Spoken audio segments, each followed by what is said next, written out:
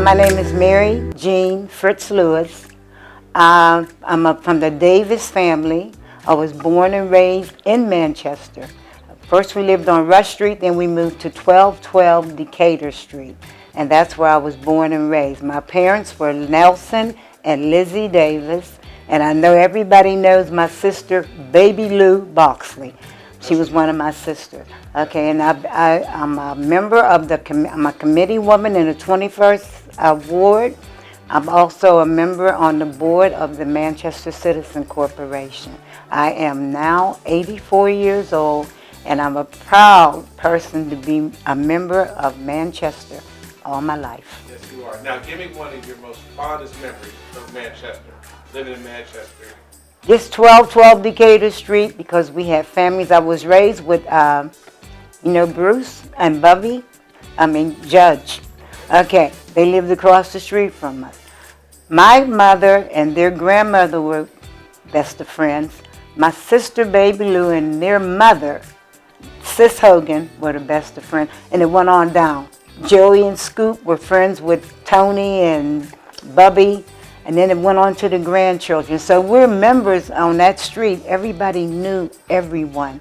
So that was some of my favorite memories. We just had a close relationship, and we still are close. The last question, where do you think that closeness came from? Just being together with everybody, loving one another, and sticking together. And they stuck together. You didn't do nothing because so-and-so was going to tell your mother. And you just had that community raising, which you don't have anymore. No. You're right. Anything else you want to add?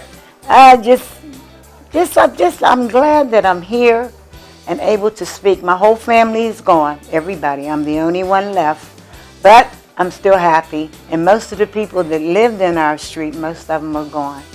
So I'm one of the oldest ones. My fondest memory is being at Bidwell Cultural Center, the Wally Burton's track team. I was a part of Wally Burton's track team.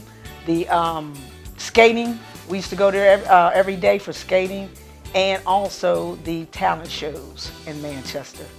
And let's talk about the talent show. What made the talent show so special? Oh, they was exciting. Look at me. They were very, very exciting. Everybody came out to hear them, and it was like, real musicians, and so we enjoyed that there and applauding our friends and families on, and everything was beautiful. It was a great, great time, a memorable time for me.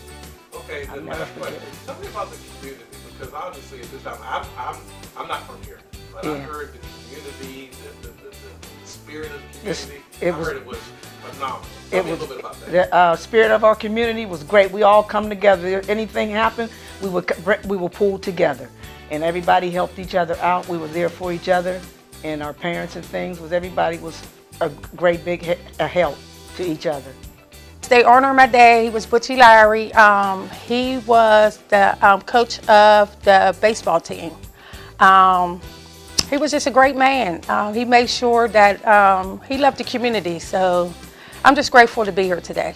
Okay, that's great. Now, last question, real easy. Tell me about one of your fondest memories about Manchester. My dad, I do. He was around the field. He always made sure the kids was together. Like, he just loved the kids. So that's where I get that from. Just trying to help others that, need help and things like that. So, yeah, my dad was a great man. You didn't give me the favorite memory. You told me what he did. One favorite memory, just one that points out in your mind. Jesus. I know you can pull from many. I know you can. I'm trying. Hold on, because I get to thinking. Just him making sure that we was good. Like, he just made sure. I don't know what you mean with this. Okay, that's like, then I got it. Yeah, like, he was just a good man. He made sure we was good. Like, he took care of us. Like, my dad made sure we was safe. He just was always there for us when we needed him. Like, if we needed to go talk to him. I remember the time, even when I got pregnant, my dad was supportive. I was young. I was 15 years old. He was supportive of me. He was mad, but he still was like, we're going to get through this. Like, so that was a memory. I remember him holding my daughter, coming down the coming from across the bridge. I was hanging, he was babysitting, and I remember him on the corner just holding her in his arms, and I was just like, I love my dad. He had my back. My fondest memory of Manchester is Manchester days with the Allen brothers. Talk about it. The Allen brothers was a group that family was from Manchester, one of the biggest families still on the north side. And we would be able to go from our house at 9 o'clock in the morning and wouldn't have to come home till 9 or 10 o'clock at night when it was Manchester days only. Any other times we had to be home from the natural person, which was the street lights. He had to be home by then. So that's one of my fondest memories of Manchester. And tell me about the day. Give me some The descriptions. day was parades, dance, poetry, music, food, hopscotch, baseball, basketball, dice games, card games, a little nip, you know, if he was old enough, a little old English or something from one of the older people. It just was a day of unity, you know, a day of us being together, you know, sharing our fondest memories of school, who your favorite teacher was, what church you belonged to, what year your family came up here. You know, my family came up here in 1901, and my grandfather was one of the founding members of Bidwell Church. Oh. Yeah, and my grandfather was one of the first black city detectives, and my grandmother was the first black ward chairwoman of Manchester, and my father was also a ward chairperson. My memories start from my family being from the ward section, so old school Manchester, and then growing up myself in Manchester. It was what I wrote about in my PhD paper. It was a community within the community, the arts. It was the melting pot. Manchester was right across the street from the Bidwell Cultural Center, the Black Panther House, and so on. And so bringing all that together with even white teachers in Manchester, just the whole atmosphere. And I wrote about it nationally. People know Manchester from a lot of sources, but I was one of many. Very proud. Also running from Manchester Elementary School to the Cultural Center for lunch. We didn't have the cafeteria in the school, so it made me very fast. I actually ran well in track throughout school, but it started from Manchester experiences, just being a great place to grow up and the true melting pot for the city. Beautiful. Anything else you want to add to that? People can learn a lot from the history as we start, continuing to go with the fields and all the technology and everything happening here. It comes from rich roots. It was sad when it was, turned for, revitalization, pros and cons. But I hope people can appreciate the rich history, not only that has the past, but also for the future. My fondest memories of Manchester are my family lived here all the while. I actually moved to Manchester in 1976, but a community, really just a real community, lots of activities for families and communities, and just a lot of cultural and richness within the community, and that I was able to just fit in too. So it's great being a Manchesterian. Manchester is a community. It was a community full of, like people said before, culture. It was full of black people that owned homes, that we could play on the sidewalks and the streets. We just had fun. It was just a community, and somebody's mama would know, everybody knew each other. So you start at one end of the street and you better speak to everybody on the way down. My mother was Gwendolyn Favors, who was considered a pillar of the community. She was a person that, first of all, she worked at Bidwell Church as assistant to Reverend Robinson at the time. And she knew people in the community. She could walk down the street, somebody be drinking, they would hide their stuff, take off their hat, and speak to her. It was just amazing because she treated each person as a person. And when she passed, I still, in fact, to this day, and it's been almost over 20 years, people still will say, your mom, I loved your mom. She always treated me like I was a person, and she was always kind.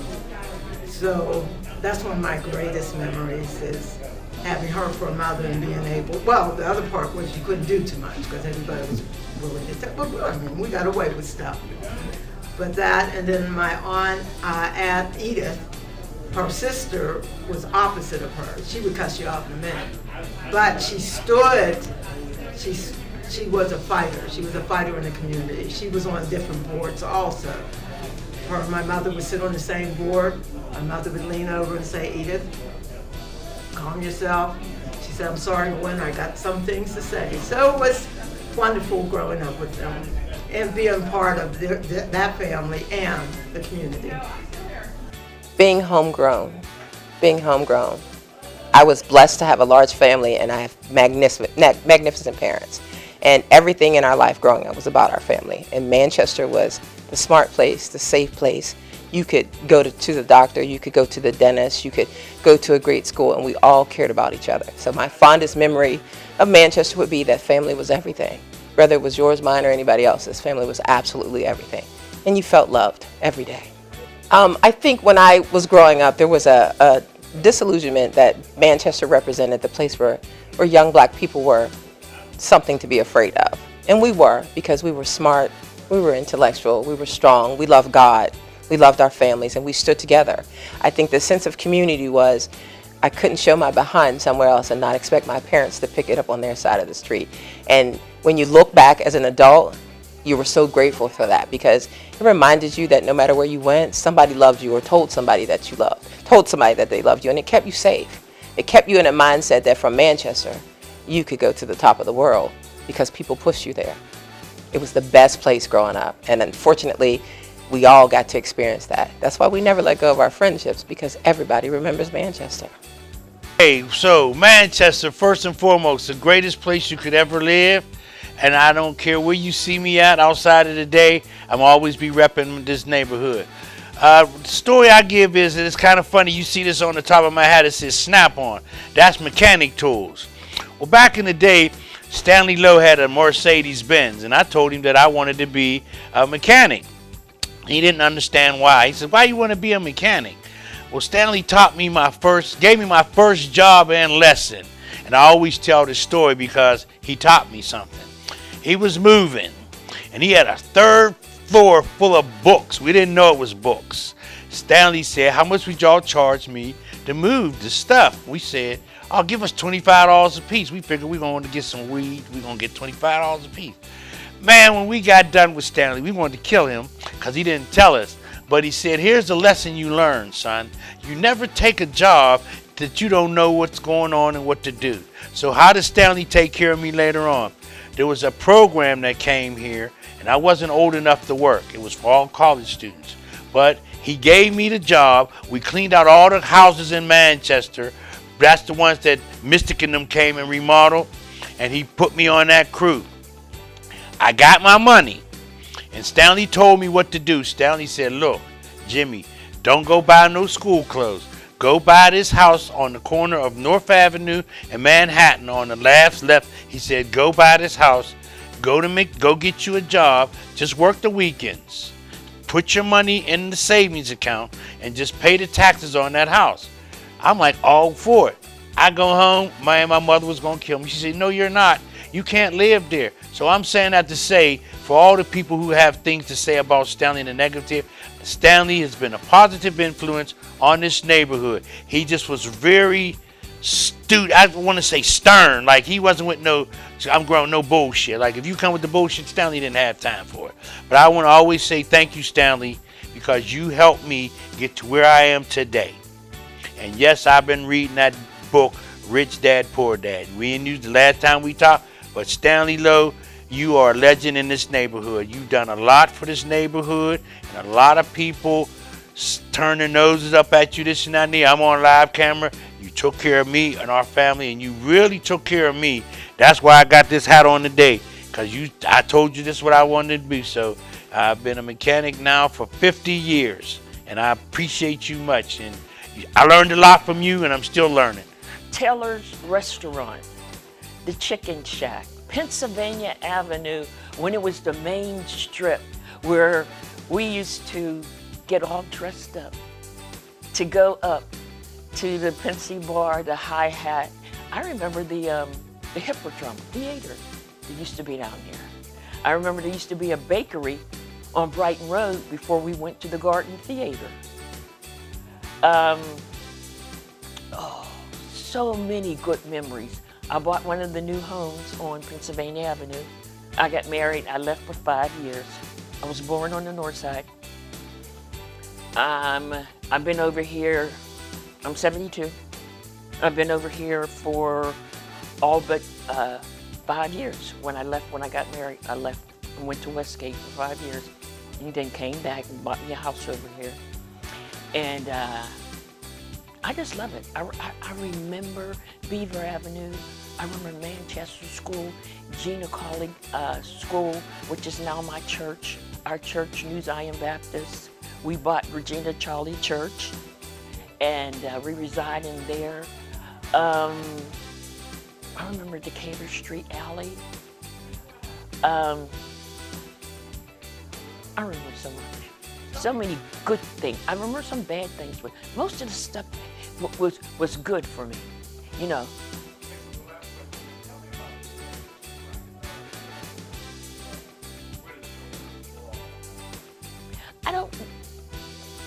I think because in the old days, not now, but in the old days, we looked out for each other. We took care of each other. We helped each other. You know, if we seen somebody's kids, my parents seen somebody's kids, my mother was good to snatch them up or either call their mother and say, you know what, so-and-so was out there cussing, or so-and-so was doing so-and-so was doing that. You know, or I'm gonna tell your mother on you, Elaine. If you don't get off of this corner, I'm gonna tell your mother on you. I'm gonna call Laura, you know. And we took care of each other. We watched out for each other. We really loved each other down here. You know, and there's very few things, if not, that we wouldn't do to help each other. I think it's about the help and the love that we have in this little group that was down here. My best memory is Warner Street. On Warner Street, it was that we were one great big happy family, Warner, all the way down to Nixon Street, until most of us really felt that we were related. We didn't know that we weren't related. And the thing is that we were like one great community. When the street lights came on, we were all in the backyards. And the most thing that I remember was that everybody was our grandmother and everybody was our mother. And Wonder Bread came out. And that was a highlight of all. They were giving away samples of free Wonder Bread. But my grandmother was a baker, and she said anything that stayed on the shelf past 2 days would kill you, so she baked. And I wanted some Wonder Bread so bad, but I never got a chance to taste it until I got about 16 years old. And my highlight was that in Vic's drugstore. Every August, you went there for orange soda. Regardless if you wanted an orange soda or not, it was laced with castor oil because you had to get cleaned out for school for September. And I would say, Mama, I don't want that. I didn't ask you. You're coming to get an orange soda. And so everybody in the neighborhood, we all smelled alike because we all took Father John's, and we all wore Asphixity bags. And so we all smelled alike in school, but we were very healthy children. And so my fondest memories is that it was a love and the friendship. But a lot of people call me Rookie. And that's what I've been going through all my life. We moved to Manchester in 1955 from Aliquippa, Pennsylvania. I went to Manchester School Elementary. I went to Conroy Junior High, and I went to Oliver High School. I played ball down Saltworks. We lived on Rush Street. We lived on Fulton Street. We lived on Liverpool Street. And we lived all over Manchester. If anybody knows me, they know me as Rookie. That's all. All right, last question. Tell me one of your favorite memories of living in Manchester. All of them.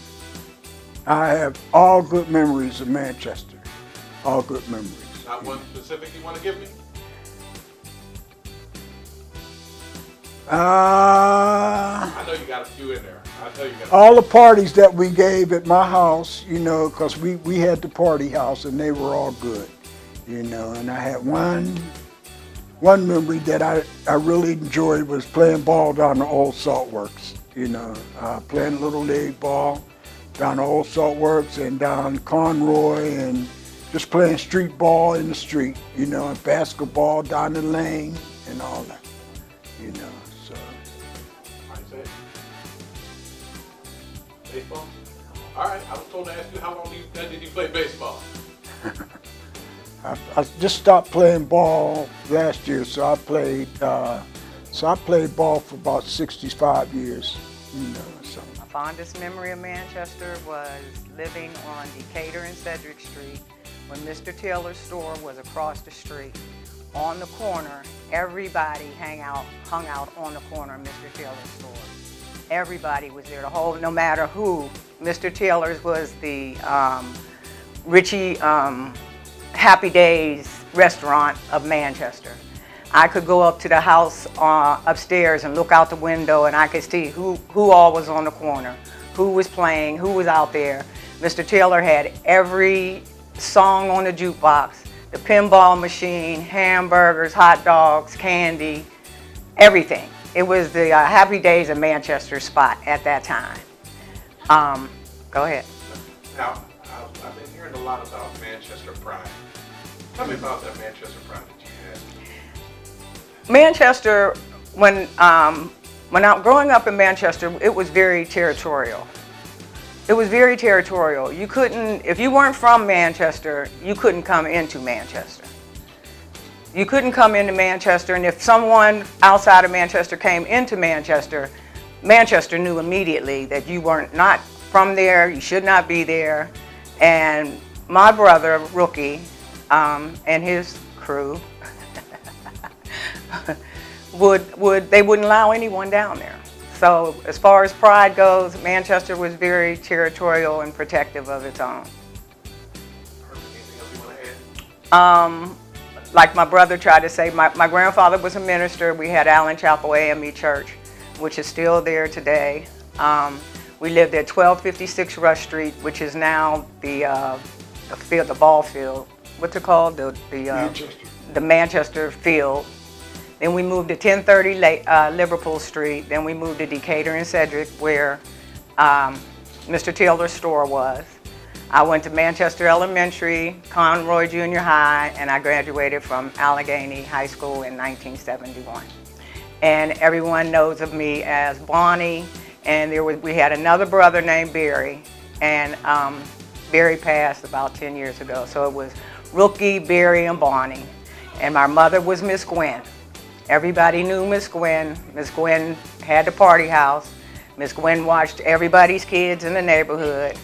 So anybody could tell you about Miss Gwen and at least Rookie. My favorite memory of living in Manchester is when we had Manchester Days right in front of my house. I mean, we always had it around the corner, but this year it was right in front of my house, Liverpool Street, and the Allen brothers used to come and play. Talk about the day.